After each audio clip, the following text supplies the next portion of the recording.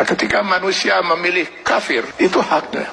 Maka Allah berikan kebebasan sepenuhnya kepada manusia yang memilih kafir untuk menjalani kehidupan ini semau dia, semau hawa nafsu dia.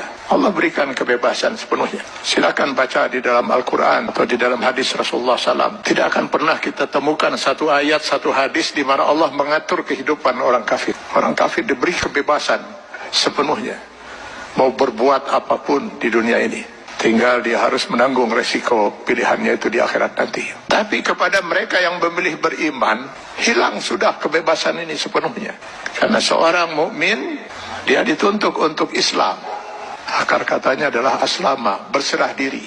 Yang beriman kepada Allah, dia harus menyerahkan dirinya sepenuhnya kepada Allah.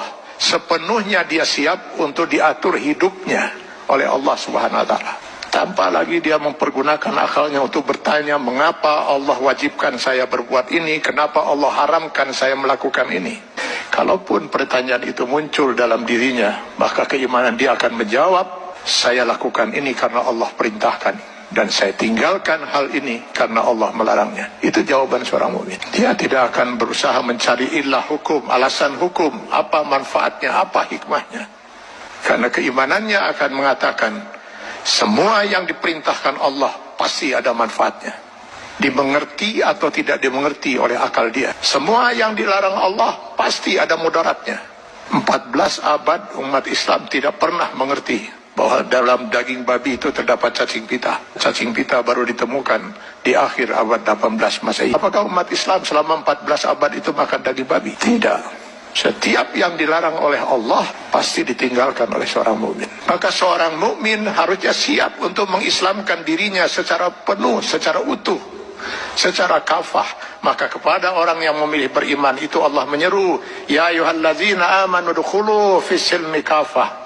Kalau memang kalian memilih beriman, masuklah ke dalam Islam itu secara kafah, secara utuh.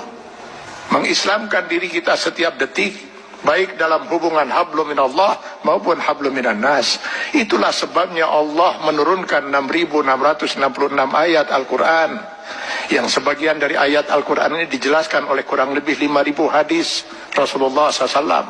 Kenapa harus Allah turunkan ribuan ayat Al-Quran dan ribuan hadis ini? Karena yang mau diatur hidup seorang mukmin itu bukan hanya sekedar sholat, saum, zakat, haji saja. Seluruh kehidupan dia per detik, Pak.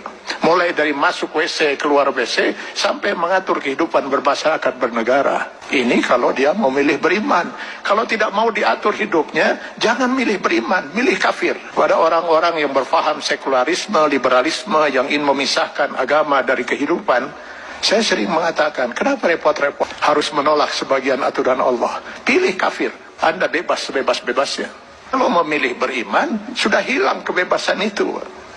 Dan pilihannya hanya satu di antara dua. Memilih kafir atau memilih beriman. Memilih beriman konsekuensinya kita sudah harus Islam. Mengislamkan diri kita, menyerahkan sepenuhnya diri kita untuk diatur hidup kita oleh Allah Subhanahu wa Ta'ala. Karena itu setiap orang mukmin sadar betul bahwa selamat tidaknya dia termasuk orang yang ditangisi oleh tidak oleh Rasulullah SAW. Dia harus bisa mengislamkan dirinya setiap saat. Karena yang nanti akan dimintai pertanggungjawaban di yaumil akhir bukan hanya sebatas sholat, zakat, saum, haji saja, tapi seluruh kehidupan dia per detik. Mudah-mudahan ini bisa menjadi bahan muhasabah bagi kita semua. Kita islamkan diri kita secara kafah dalam batas kemampuan yang mampu kita lakukan. Karena Allah tidak akan menuntut kita di luar kemampuan kita. Semoga kita bukan termasuk orang yang ditangisi oleh Rasulullah SAW.